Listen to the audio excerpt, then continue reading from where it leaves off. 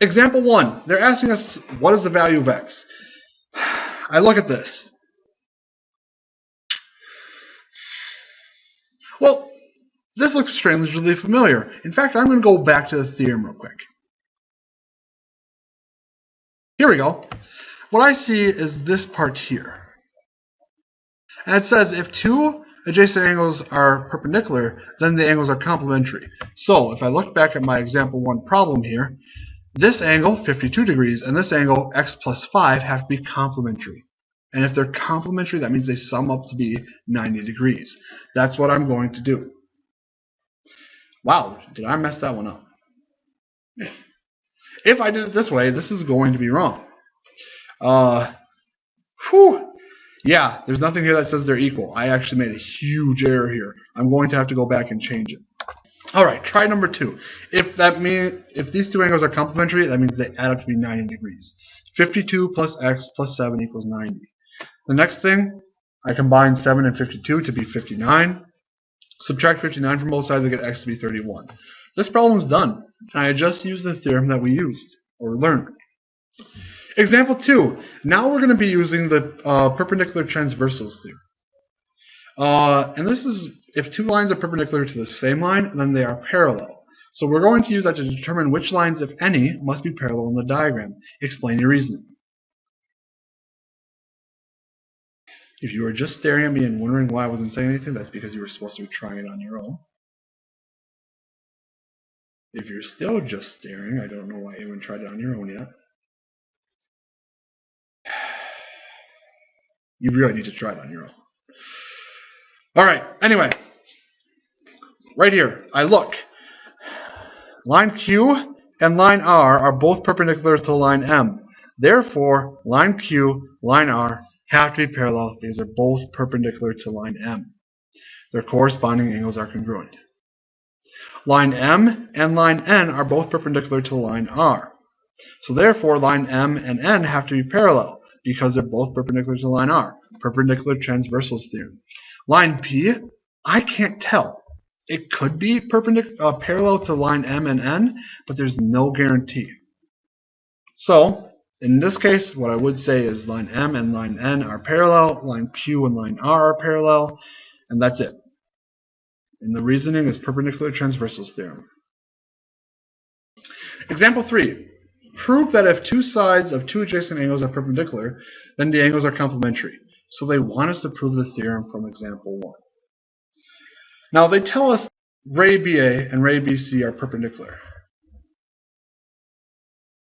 That means the right angle right here.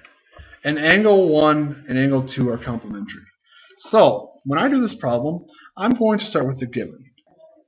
The given here is ray BA is perpendicular to ray BC, and that's the given. That's something we know. At this point, I look at my diagram. There is something I can say, but let's use what it means to be perpendicular. This word here, if I'm using what it means to be perpendicular, I know my reason is definition of perpendicular, most likely. Well, if these two are perpendicular, that means this angle here, angle ABC, is a right angle. However, when I actually look at my reasoning that I chose here, angle ABC is a right angle, and that's because perpendicular lines form four right angles. That's one way I would accept definition of perpendicular lines. Perpendicular lines intersect at a right angle. The next one here, if I know it's a right angle, it's 90 degrees. That's what it means to be a right angle. That's definitely going to be definition of a right angle. Measure of angle ABC is 90 degrees. So this line here, measure of angle ABC is 90 degrees. I have gone as far as I can with using the definition of words or using what the words mean.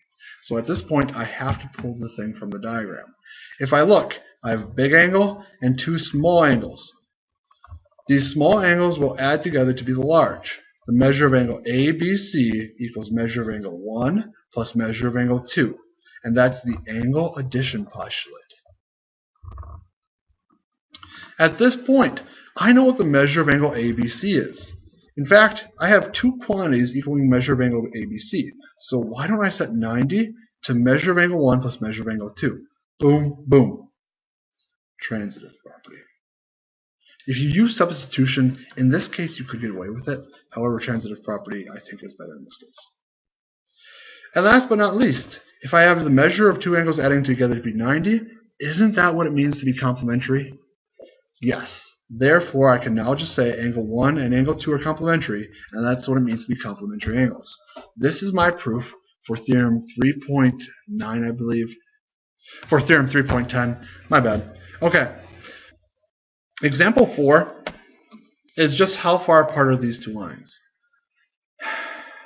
Well, I look at these two equations. They both have a slope of negative 1/2.